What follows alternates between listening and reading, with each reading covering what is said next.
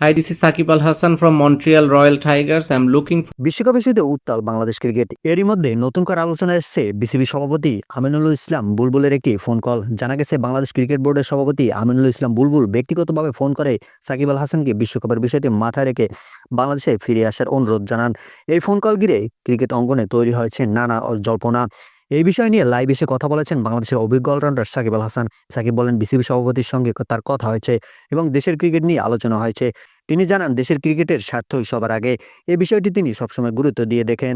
লাইভে সাকিব আরও বলেন বিশ্বকাপের মতো বড় টুর্নামেন্ট নিয়ে সিদ্ধান্ত হুট করে নেওয়া যায় না। এক্ষেত্রে খেলোয়াড়দের সম্মান, নিরাপত্তা এবং দেশের মর্যাদার বিষয়গুলো বিবেচনায় নেওয়া জরুরি। তিনি স্পষ্ট করেন কোনো সিদ্ধান্তই ব্যক্তিগত নয়, সবকিছু দেশের ক্রিকেট ও দলের ভবিষ্যতের কথা ভেবে নেওয়া হয়। সর্বশেষ সাকিব বলেন বোর্ড ও খেলোয়াড়দের মধ্যে যোগাযোগ এবং বোঝাপড়া থাকলে যে কোনো সংকট সমাধান করা যায়। এখন দেখার বিষয় এই আলোচনার পর বাংলাদেশ ক্রিকেটে কোন পথে এগোয় এবং বিশ্বকাপ নিয়ে চূড়ান্ত সিদ্ধান্ত কি হয়।